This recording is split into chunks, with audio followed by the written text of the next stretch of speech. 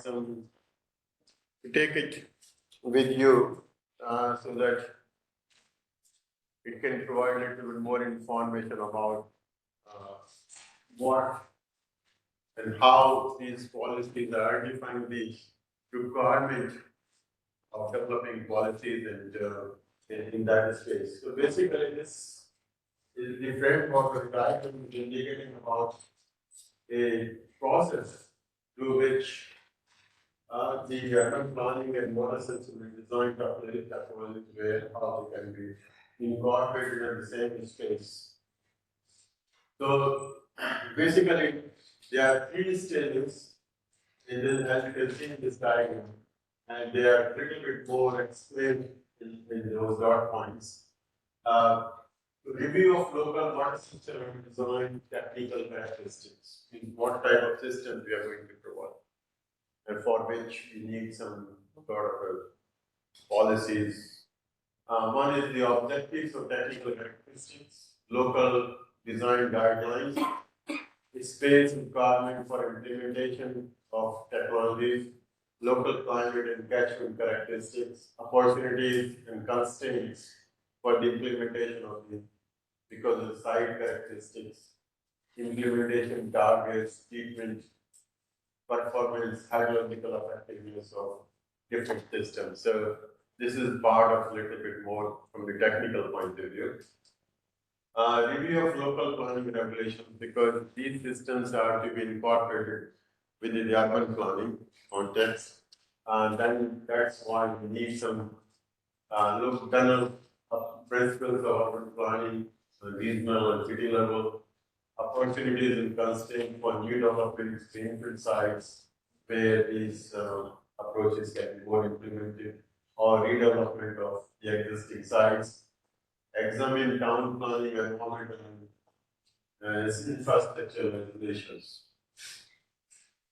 So basically, under this stage, what we have to see is the planning regulations and also the infrastructure aspect of those systems which are thinking about implementing either in greenfield areas or brownfield areas.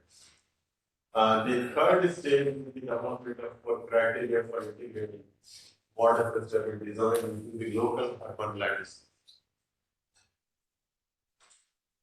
In the initial definition, which we talked about, that the urban planning is just include the ecological aspect of the local environment. And water system design can play a significant role. So the third stage is basically looking how we can integrate WSCD, water system design, in local landscapes. So develop clear quantifiable criteria for integration for water system design technologies, system design according to the local technical requirements, consideration of local urban environments, meet requirements for the local urban planning regulations, estimation of available space, land implementation for WSCD at a given scale, and identification of water system design approaches for the given planning framework. So these are some of the initial aspects of thinking for looking from the regulation point. So WSCD planning, design, implementation, and maintenance needs, they are again that will become the part of the overall the policies aspect. We should have planning and design guidelines, WSCD implementation, planning policy and regulations, WSCD targets. So what basically we want to achieve by providing water system design approaches. We gave you the example from Australia that in Victoria we have target that we should have a reduction of total suspended solids by 80%, total nitrogen phosphorus by 45%, and the flow 1 year area, I think it was 1 year, it should be equivalent to the pre-development level. So not necessarily we are adopting targets from someone else, we can develop our own targets based on our local needs, local conditions. But the existing information of the targets available in different parts of the world that can help in developing our own targets. And this can be another review obligations for professionals to see what targets will be suitable for our needs and what other targets are available across the different parts of the world. So, any information generated by the researchers or professionals can help this wider community which we have in it. Otherwise, if you don't have targets, what you want to achieve, there should be some basis, a documentation to look into. Then capacity building for planning design. Capacity building for planning design, construction and maintenance. Capacity building, again, that means the professionals should have those skills. So how we should work towards that area. The training programs, the courses like we are sitting over here, and needs for specific areas for operation and maintenance, because each and every infrastructure, the requirements can be different. But normally, generally, we see that we have our own CV, which we put in for each and every job, which is not correct. The CV which we generate is specific to the requirement of the particular job. We should modify our CVs according to the job requirement, not just one covering letter, one CV for. We don't modify the CVs for each, but similar to that, I'm just trying to correlate one aspect that not everyone is suitable for each and every job. We should train our manpower for specific requirement. This infrastructure, the water system design, they include not only concrete aspect of it, but also there is a one living aspect of it, requirements associated with that. So those who are operating and managing stormwater infrastructure, the concrete pipes, they have to be trained for understanding of water system design systems approaches, because there is another layer of component systems, which is the living infrastructure.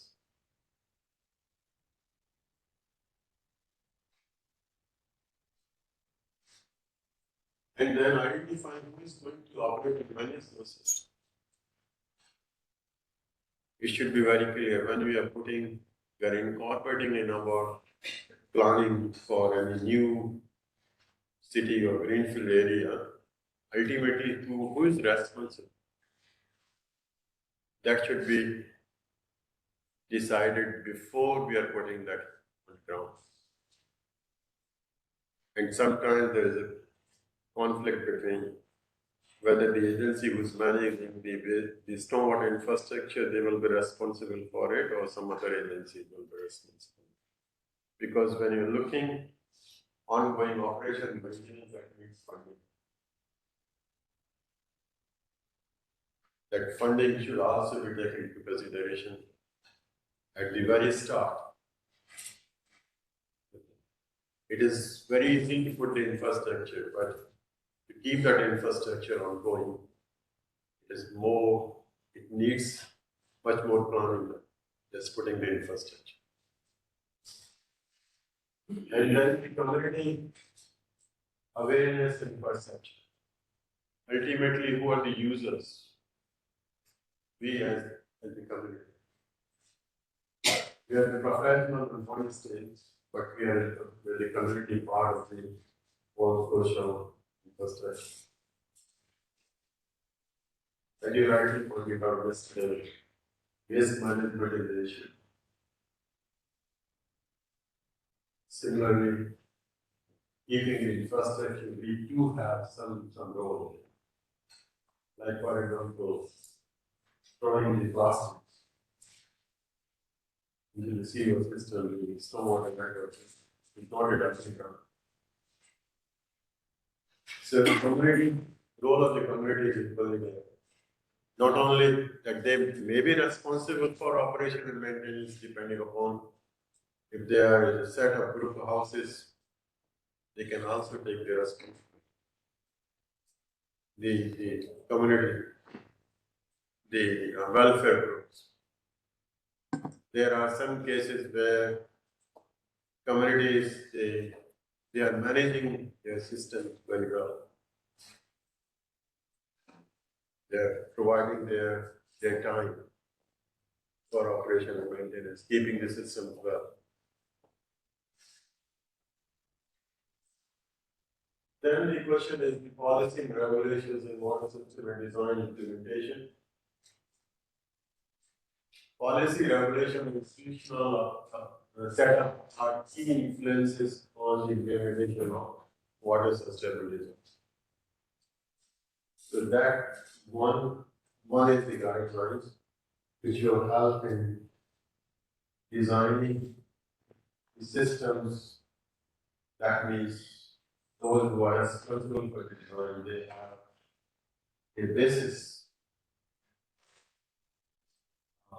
That means the chances are that your system designed based on the guidelines will work much better.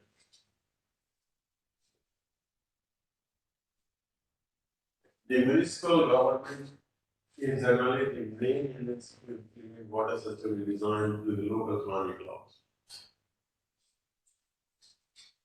I'm not sure whether the same is applicable over here, but that agency has to be identified if we are going through these type of approaches. The implementation process requires collaboration, access multiple government levels, water agency and other stakeholders. So I think we discussed about that. We have to bring multiple stakeholders together for properly running, planning, implementing systems. The ownership has to be taken by. And mostly this is the issue that normally we face. Basically, whether it is collaborative responsibility or agency, identified the agency will be responsible for. Often institutional roles and rules are designed around the specific role of water cycle, wastewater units in isolation. So that means that in some part, water, wastewater, stormwater network, definitely the agencies are involved in the operation, design, and maintenance. But if you're looking from the overall integrated water management concept of water system design approach and implementation, I think there should be very close collaboration, or there should be one agency for managing water, wastewater, stormwater systems.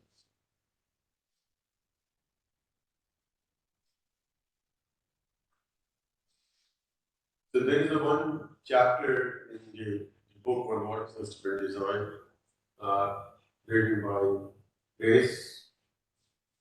She was working with me in CSR for many years, and she is good in identifying the policies, issues. She's contributed one chapter of the book, and I have taken most of the in my slides from the chapter. And WSCD promotes the integration of urban planning with the management, protection, and conservation of the urban water cycle to ensure urban water management is sensitive to national hydrological and ecological process. This definition, I think we have gone through in previous slides. So basically, this is the fundamental aspect of WSCD implementation. Therefore, requires a socio-technical shift from the traditional government models. Tactics type. Developing from basically traditional government model where government agencies are responsible for everything without including consultation process. It needs some sort of social technique. So there needs to be a shift if you want to actually implement. It is not only for water system design which we are talking about. It is all about all the services. Am I right? Any comment on that aspect? There are so many experts sitting over here. Madam, you would like to say something? So that is applicable to all these sectors. From 4G to 5G also. Yes. But these services are a little bit different from, because you can regulate those telecommunication or electrical services different. It needs more involvement, these services need more involvement. Although now the technology is there, you can operate the treatment plants remotely. You can regulate all the walls, everything, but it still needs a lot of more attention in comparison to the others. Although 4G and 5G may be the fundamental for our day-to-day working, but these services are much more basic for us, for the community, for their health, well-being. Most of the projects, when things are particularly in watershed management area, when most of the projects start in project mode, policies and plans and new things. Once the funding stops, then in India we've seen the future of those projects. Very few, I think 20%, 25%. Only those are sustained which have got the continuous involvement of the local people. Either in terms of funding, like for example, this hand pump. 80% funding from government and 20% from local panchayats. Those who are running in self-sustaining mode, they are successful. Otherwise, either the pipes are not working or maintenance problem is there or they become useless. So obviously, that societal environment is important. Otherwise, it won't be in self-sustaining mode. This is the experience in most of the projects in India, particularly related to the water sector. Any other comment? Want to say something? Yes. But how that can be done? It's a big question. Some, at few places, somebody is right. It is the same thing when you tell you don't cry. No one is going to listen.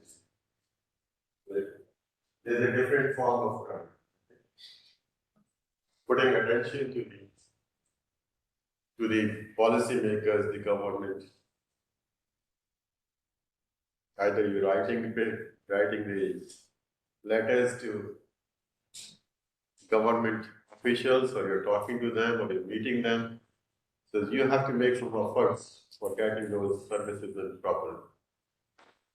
And this is something across any society, any part of the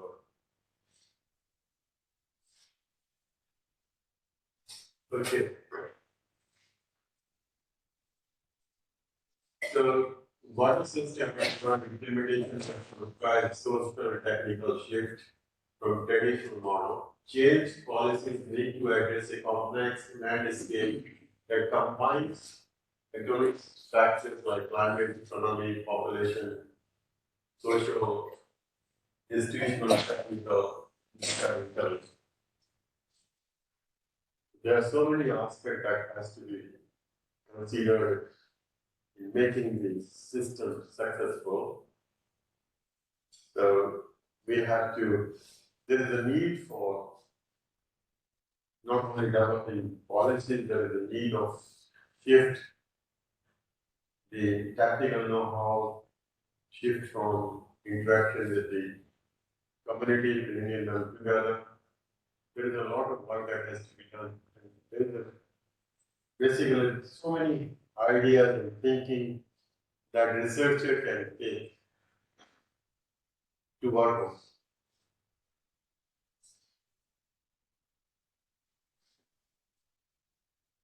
This is basically a framework which enabling the transition from the current and evolving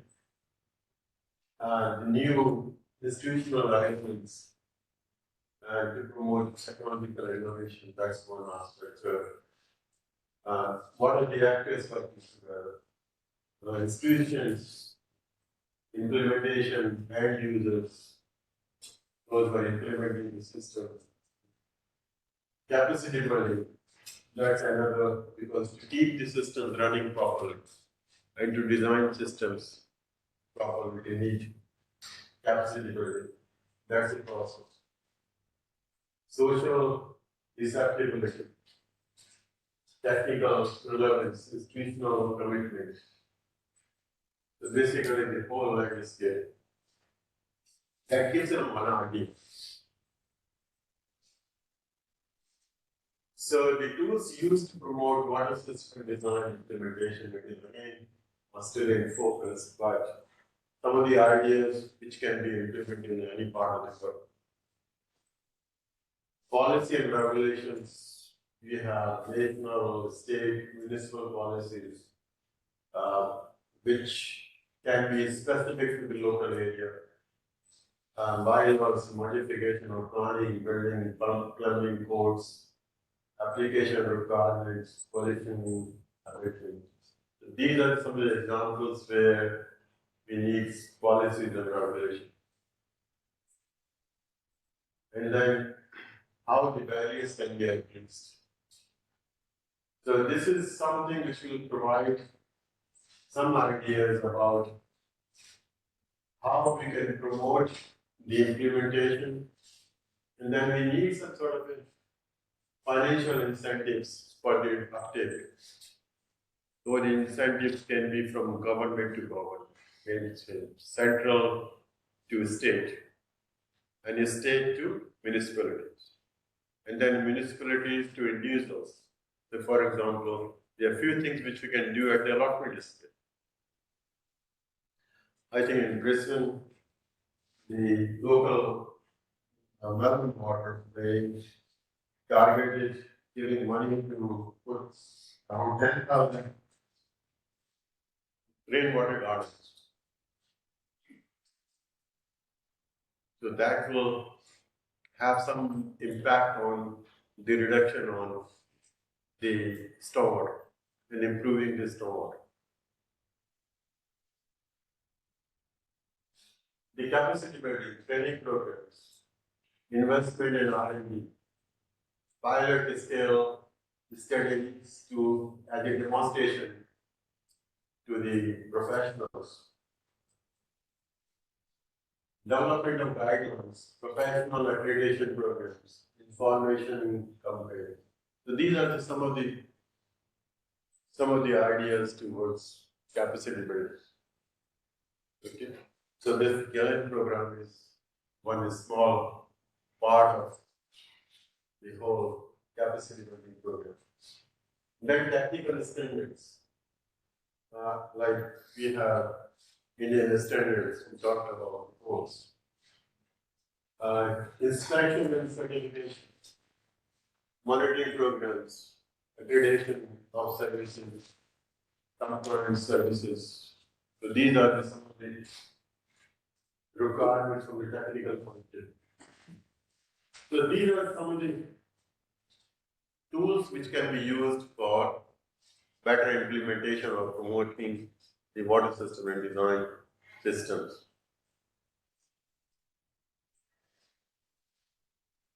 So this is one slide which you can see better in that one, but it talks about different states in Australia, and similarly you can think of developing a similar information in, we have nearly, how many states we have? 29? So we have only 1, 2, 3, 4, 5, 6, 7, 8, 9. So what is happening in those states? Which states are more active? From which state you can learn more? Sorry? Yeah.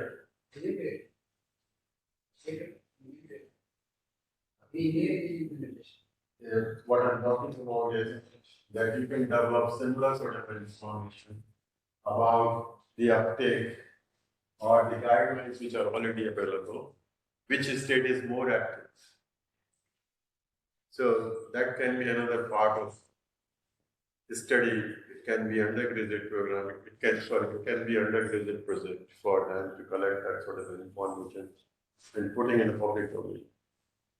Or it can be a master's program for social researchers or those who are involved in these type of studies to collect all that information, look whether there are targets.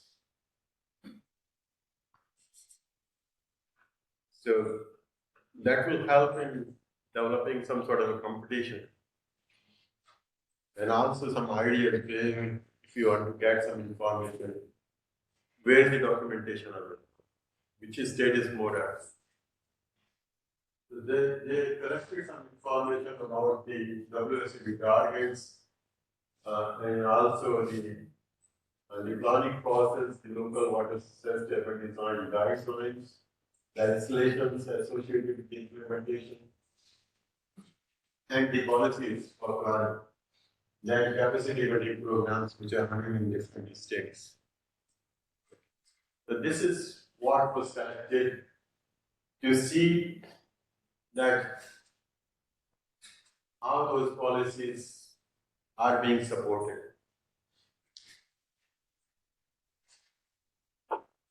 Then I tried to collect some information from different part of the globe in USA, America, and in USA, protection of water quality in the streams and lakes from overland pollution has been the main driver for stormwater management since 1970. So, and then what they did, that is another important aspect to look into, that in 1972 they had the Clean Water Act, requiring all commercial, municipal, and industrial point sources discharges to wastewater and stormwater across the US to focus on water quality by obtaining a permit. So that means they are forcing those who are generating that waste or pollution to get some licensing. So these are the initiatives which has, I think in India we have. Also, it is mandatory to have this treatment plant. Yeah. The industries which are discharging. Discharge.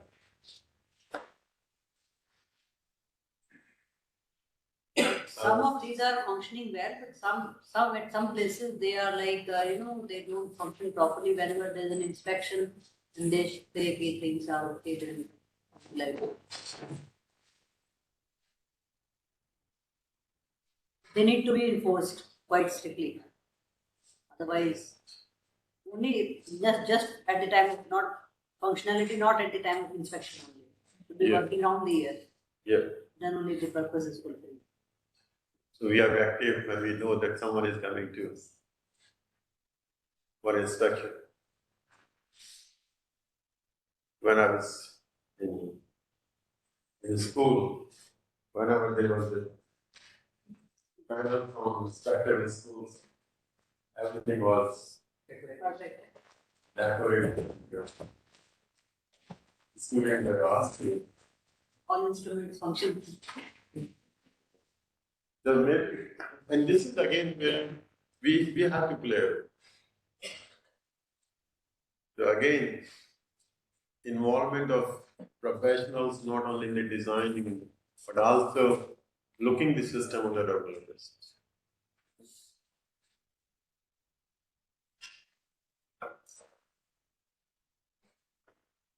So US EPA is very much responsible for setting criteria, standards, and conditions for the implementation of the program. I think we also have Central Pollution Control Board, State Pollution Control Boards. Those who are looking responsible for developing guidelines, policy, and also they also act as inspectors, I think. Now there's a national green court is also there, legitimate trend is also. File a case. To file a case. Okay. So basically, it is environmental courts and all those things. US EPA also conducts workshop publications and best management from around the USA and the world. This US EPA, I think I talked about, they have developed few very good softwares for the public application across the world. EPA NAT is one, EPA STEM is another. They have similarly few more softwares which are available. Please go to their website and you will find some very interesting softwares. And also the documentation guidelines are freely available. Many municipalities are now integrating green infrastructure programs to reduce stormwater runoff and non-point sources pollution. So the examples of what is policy, regulation, and financial estimates in use in different countries. The different countries that you can see over here, Australia, US, France, England, they have pilot projects to demonstrate regulations, restrictions on discharges, discharge control, and their discharge fee and penalties are also being implemented. Stormwater discharge fee, tax brackets, discounts, subsidies, and the information from. So these are some of these countries, they have such programs that helping in promoting these water facilities. So more information, I think there are references available. Those who are interested to know more for their research, they can go for those references. Then the second part is about the capacity building. What is capacity building? Capacity building programs are developed on the premise that in designing, building, and maintaining water system design, specific entities, agencies are required to focus on building the personal, interorganizational, and intra-organizational capacity of the industry. It is the personal, those who are working, those who are managing the system within the organization.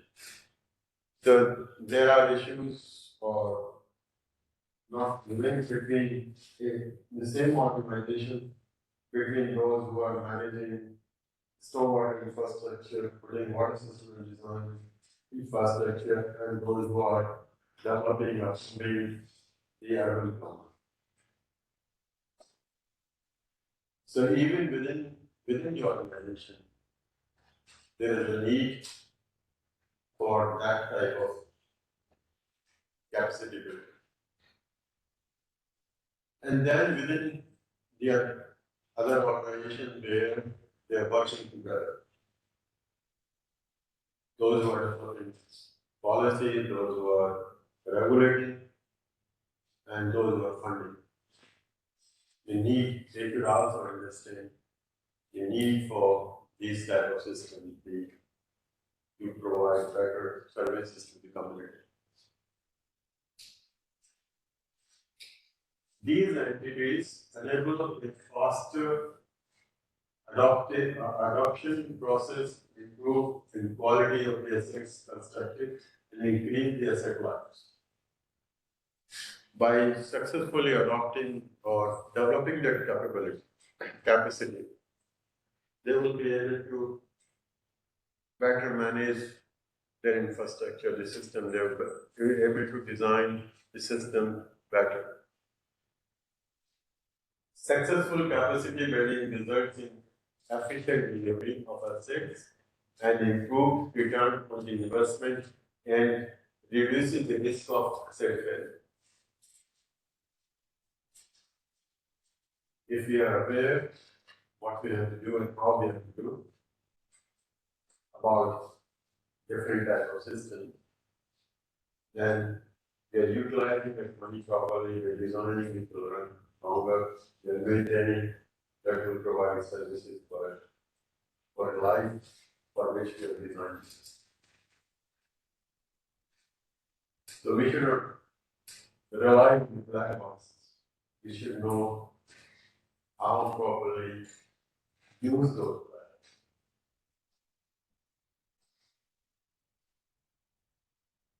The new generation of professionals, they know how to use those software, the tools, but the interpretation of the outcome, which is a very important aspect to utilize those tools.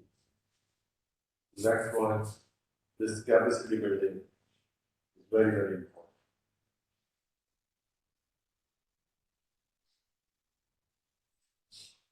Why is capacity building needed?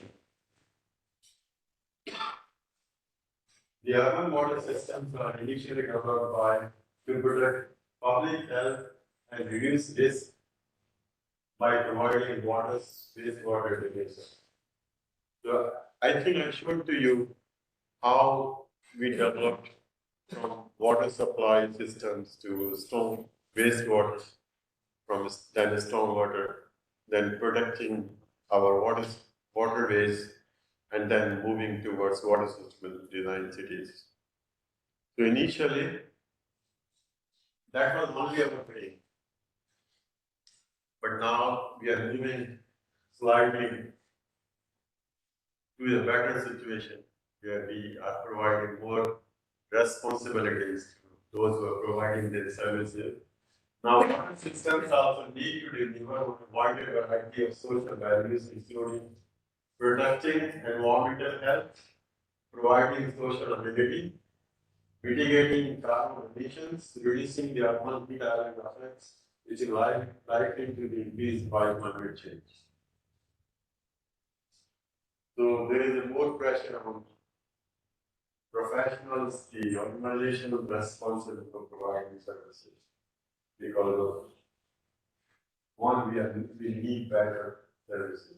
We want services should be put on for our well-being. We need clean houses, we need water, we need water supply, water resources, without putting too much pressure on fresh water resources. So the requirement which is there is changing from just conventional service provisions to other aspects too. We are adding responsibility on service providers. Okay, the things have changed. You have to move further away from the basic services which we are being provided. And the climate change is another aspect that has to be managed. Keeping the services even within the climate change conditions.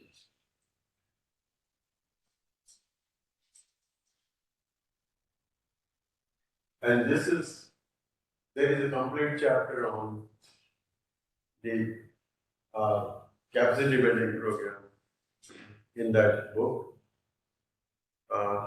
which has been written by some of the professionals working in that area for a long time. Please read it if you have time. It will give you some idea about this particular topic.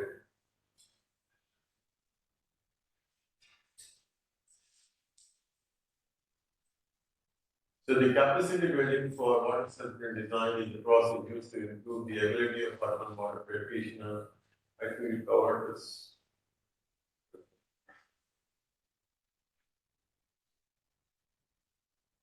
So, capacity building for water central design is the process used to improve the ability of urban water practitioner to plan, design, implement, and maintain water supply design assets within the context of a smarter and more efficient city building and the associated institutions and disciplines that play a role in the city building. Because water supply design system, they are part of the urban planning, so that will help in better design, implementation, and maintenance. It is often considered to be teaching individuals new knowledge through theory and practice experience. Capacity building helps practitioners apply their knowledge to their own situation.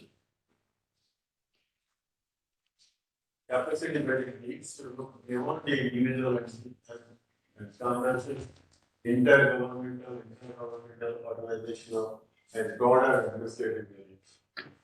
So those who are managing and approving funds, they should also have good knowledge of what someone is proposing. Otherwise, they will not be able to assess your projects. For them, it may not be important so that they know what and how you are addressing some of the issues which is affecting in your urban planning, addressing the climate change. So that should go a little bit wider. Those who are CEOs at level, the chairmen, they should also be educated.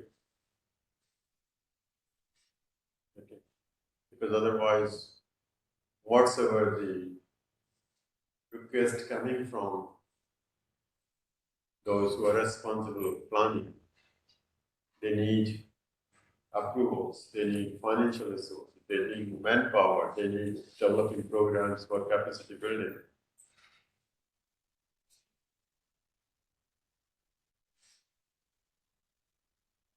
So for that, what we can do is we can capacity building is typically building following capitals.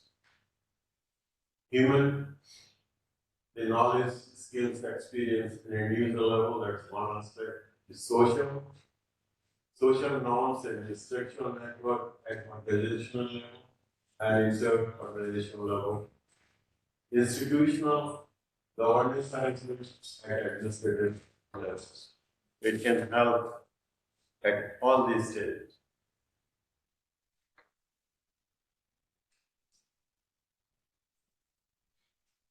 This is the diagram showing the relationship between the assets and the capacity building.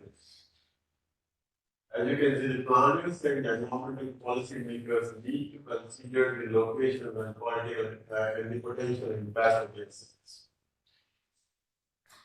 Designers and engineers need to understand the objectives and how the assets will perform to meet those objectives under all conditions.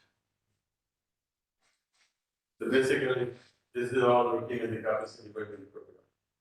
drainage engineers need to understand how it will impact on high and low probability floods. Capital delivery grounds, teams and maintenance teams must be engaged to ensure the assets are costed appropriately and maintained. So it just, this figure just gives an idea that how these two are linked together and how they're going to benefit by developing the capacity building programs or developing capacity among the professionals and the organization in keeping the system not only from the construction aspect, not only from integrating into the urban environment, but also keeping the system running.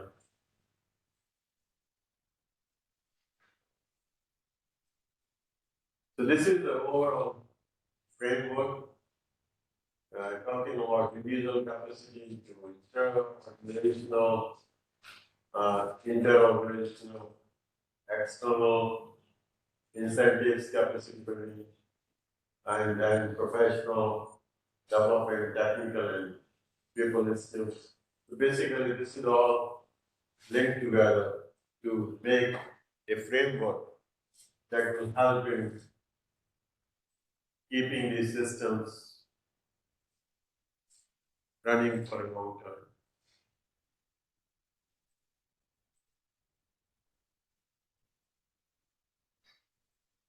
From the capacity building point of view, water sensitive design capacity building is a critical component of improving the quality, quantity, and value of water resources and amenity in urban landscape.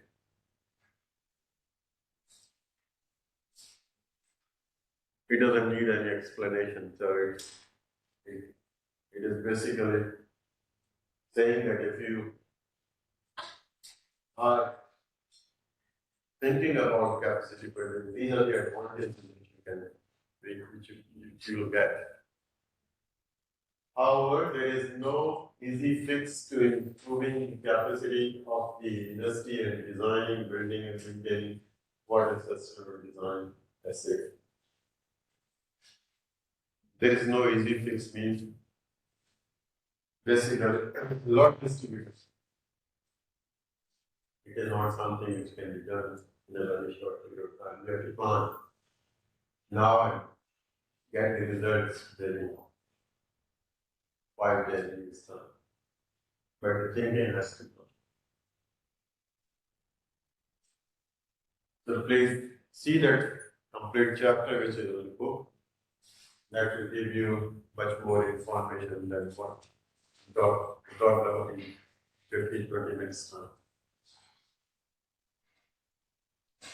So the last section for this today's morning session will be talking about the community perception.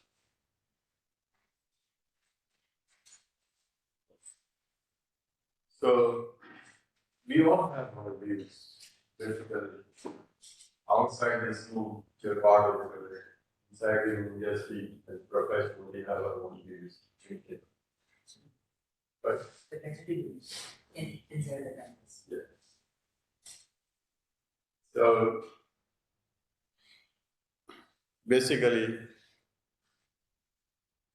here we are talking about how community takes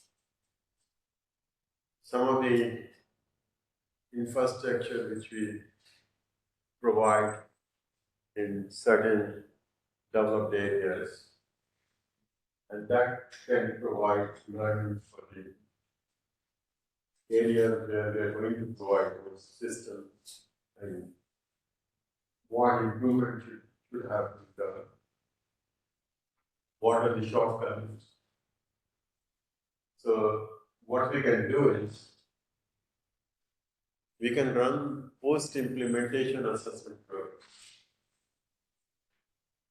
It will include not only understanding the technical aspect of it, but normally we focus on capital loss. But those who are using those systems, understanding their views is because they are living with those systems on a day-to-day basis.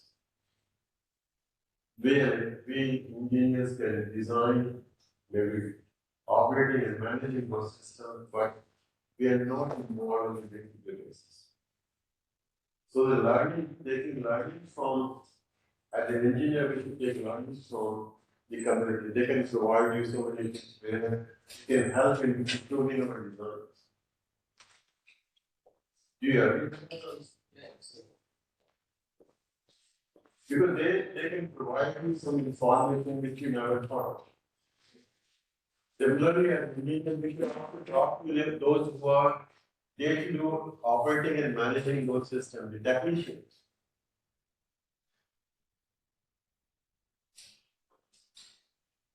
Qualification wise, they're not like a stone, but over time, when they are maintaining and operating those systems, they can provide us better information for us to learn and improve upon. So learning is a continuous process. Everyone is learning from the environment where they live in, the community we talked about. So this is all about understanding from the community what they think about the systems which we have implemented. And as I said before that sometimes, and in most of the times, the new developments which are coming up, it is only the developer, their staff, their engineers, their planners, they are involved with that, putting that new development. And they never go back to check whether the system that has been provided to them is to the satisfaction for their requirements, what improvement should have been done. Not that everything can be considered, but that can give us a very good life. It is not a part of your future market, but also as professional for us in life. Various things are going to work, how differently we should have done it. And who's going to provide that information? The community.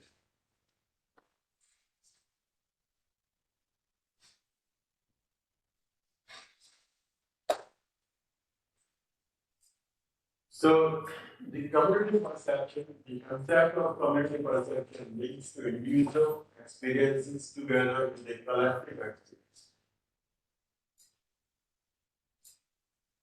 We as individuals, we have our own thinking. That's one. So normally those surveys which are being done, we are not talking about individuals, we are talking individuals to individuals.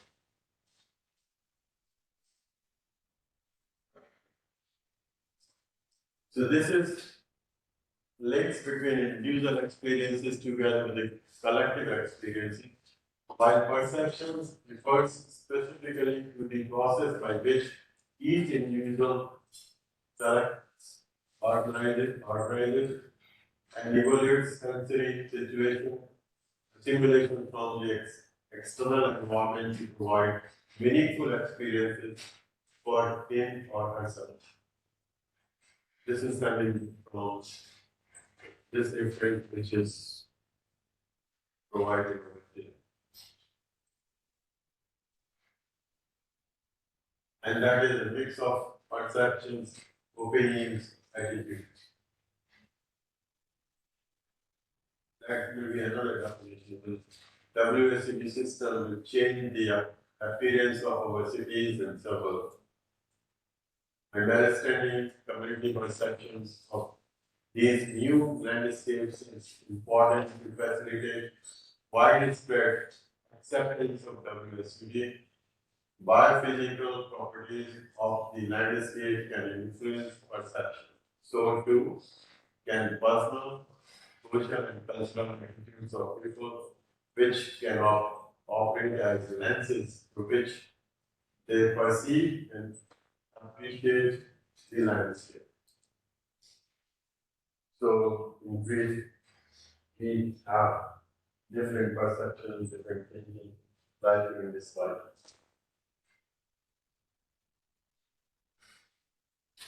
Of that landscape. Some may be happy with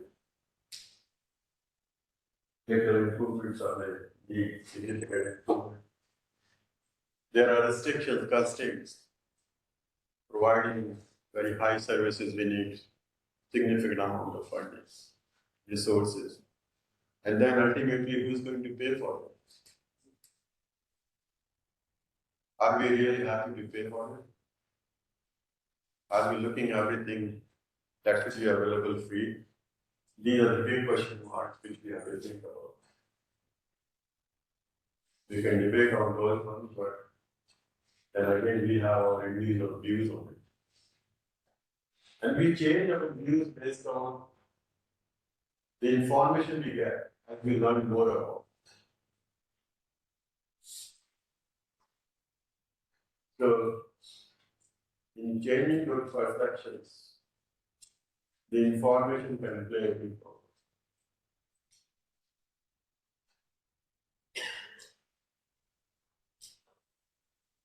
So, dimensions of people's attitude to an engagement with WSC, visibility of systems, recreation and other activities, economic consideration for residents and community, place attachment. Place attachment is basically that you are living in an area, you go to a park which is close to your house, you meet your those who are living in the same area, you enjoy the space, you have some sort of attachment.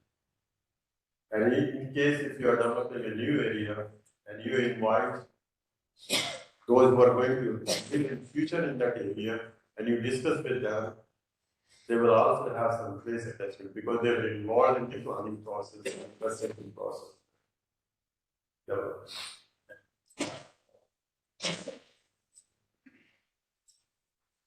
Social capital for community engagement, where all the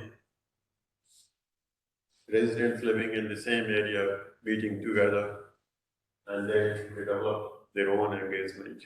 So these are some of the aspects which are associated with the perception in the implementation of water system. Visibility is very important. If the system is not very well maintained, if you have plants and those all plants have died in a bioretention system, they will not like, their perception will be that we don't need these type of structure.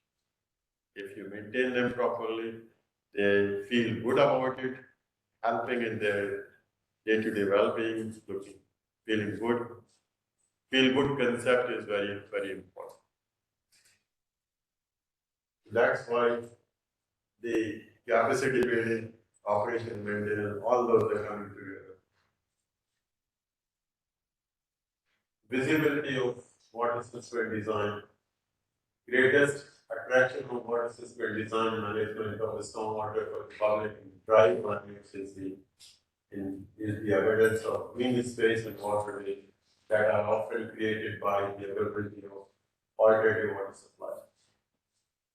So if you have stormwater harvesting or grey water resources, then you can keep this space clean.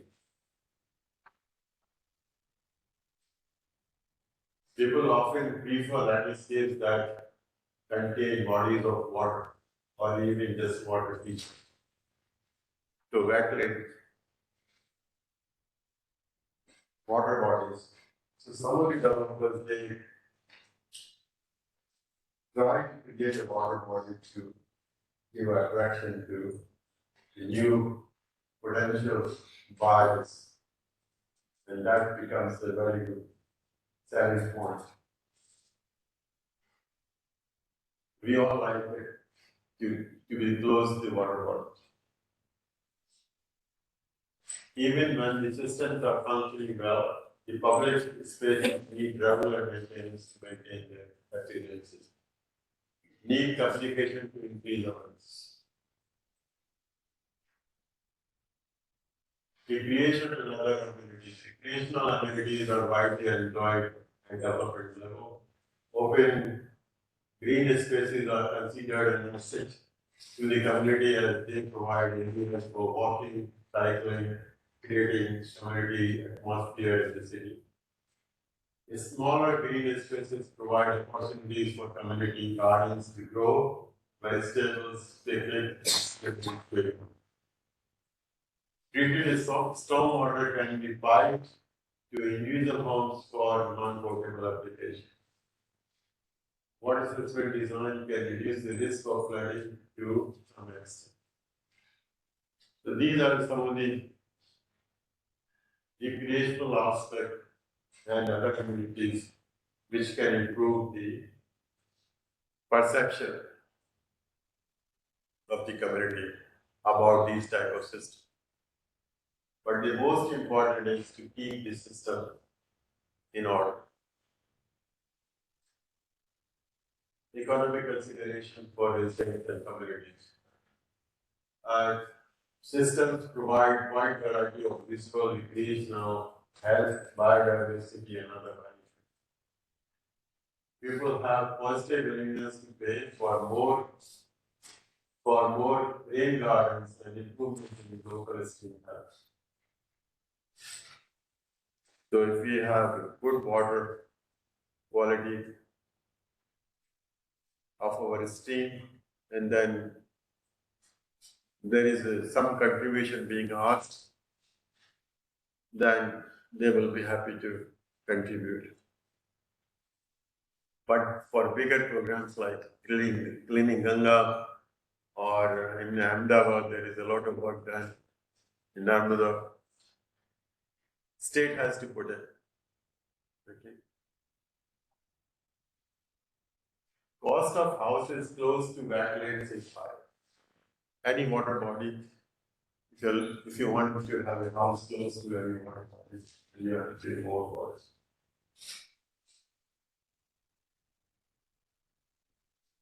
Place attachment is another aspect we talked about. Water specific design systems provide defined locations such as neighborhood place attachment could be an improvement driver for important driver for the support of the water specific design system, especially where the systems improve the ambience of the area through greenery and water features. You want to visit that space on a regular basis. You have attachment to that. And if you are living close to that, then your thinking or perceptions can be quite different. People associate positively with water design features such as improved aesthetics, green surroundings, building the space attachment by engaging future residents in the design of the. So basically, you involve and engage with the residents which are coming to this new development at the design planning process at that time. Social capital and community engagement. Systems initiatives can be recognized as common pools and as a neighborhood. They share the maintenance and benefits of installation. So the community should be involved in that. Communication about water system design with the community. Green space with water system design attract communities from surrounding areas. So even those who are living nearby, they would like to visit those spaces. Local organized community active in maintenance of what's been done. So sometimes the community is engaged in the maintenance process also, if they feel good about those systems.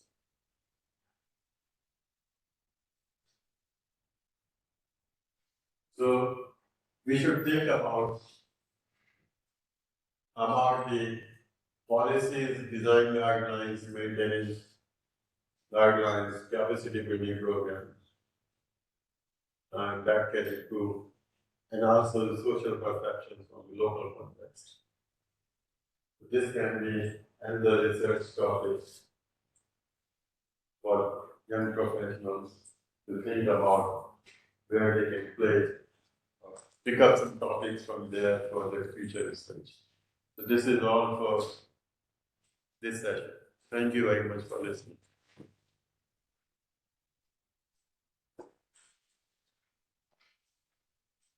In Australia, do we have the perennial river, ephemeral river? There are a few, yes. And my doubt is that suppose we are sustaining all the stormwater, all the rainwater into the circulation of the city. And do we that we need some at least runoff for the rivers also, so that it remains in their natural state. So the environmental flow is negative. So if you're extracting water, you have to maintain many water supplies. We call it environmental flow, and that can be estimated based on the hydrophysics, the flora and fauna, which is being developed. It's part of that ecological net system. All those studies, so there's a lot of work being done in environmental. In India, we have few states which are purely dependent on the river water. Like Chhattisgarh, mainly we have the rivers, and during dry season, all the rivers get dry. So we need to have at least some flow because downstream all the industries are there, many villages are there. So if suppose we fetch all the storm water, that runoff is So there is a minimum flow that is needed. And also it is not possible to capture 100% because of one and capacity. size of the, and we can still get that or collecting the stormwater, we need very high rainwater quality, whether it is a stormwater pond or stormwater tank, because of that high variability. But certainly we should think about the environmental flow, which is needed to keep the flora and fauna running and make for their maintenance, their living. That is a very interesting area to see. It needs a lot of practical testing in not only the water quality aspect, but what type of other species are part of it whole ecosystem. And so, my experience of water resource planning showed that we need to involve people not in the post-implementation stage, but also the pre-implementation. That not even pre-implementation, right from the design stage. Because otherwise, like for example, we visited one area which is otherwise has a good network of canals, Bundelkhand region. So the people who are residing in the headwater region of canals, they were not getting benefits because of the reasons, because state governments have some arrangements that this water will flow to some area and they will, although they were getting electricity benefits, but not for the irrigation purpose. Even in the headwater region. Yeah. And we were surprised, they said कि भाई क्या कहते हैं चिराग के तले अंधेरा ही रहता है, उसके चारों तरफ भी रोशनी मिलती है. I still remember long back we conducted a survey in Dam. So this was a situation even in headwater regions. Most of the water was utilized for electricity generation, but not for the irrigation. Even irrigation was there, that was in far-flung areas. Yeah. So right from the inception stage, we should know what is the requirement of the local people. And another experience in terms of the infrastructure. We don't want the highways. What we need? Local people say they are creating a nuisance for our daily lives. Rather, they need the feeder routes. and the, the local paved roads, lined canals to the tail end of the farm. So how we can reduce these losses and the seepages and all of this in maintenance? So right from the inception stage, what kind of volumes, what kind of quantity is required at that level? That I think should be incorporated. So one is the equitable distribution of the Right, proportionality. proportionately, that's equitable. And the second one is Involvement of community. from the very best, very initial planning process. So my discussion on post implementation was that is one aspect, because we are not doing that aspect, we are not involving the community from the beginning. At least in those projects where we have not involved the community, at least go there and learn from them. Feedback and Yeah. monitoring. And And the plan should be flexible enough to incorporate the changes. Most of these engineering designs, they are quite stringent. If there is some kind of effect, if there, so there should be some component of flexibility to the extent possible technically. Otherwise, but nowadays, UN and other governments, they are giving fundings linked to this monitoring aspect. They're quite stringent about the monitoring aspect. Okay. Now, strictly monitored for the World Bank and the UN and environmental bodies. So we have to continuously monitor what is happening and then accordingly incorporate that feedback, what to the extent it is possible. Things are slowly changing, but we need to have the involvement right from the inception stage. Till the extent it's met, the requirements are met economically and technically. Yeah. So we are here, most of the future professionals, those who will be one day running organizations as CEO or chief of the organizations, and then Or chief engineer. yeah, they will be at a stage where they can think and implement those aspects. Irrigation colony is well planned. Everything is good. Irrigation colony, electricity and paved streets and everything. So it's 100 boats, the Paricha irrigation colony and the area. Lot of difference. Thank you very much. We'll see you again at 2:30. Okay, Shimon, should we close now?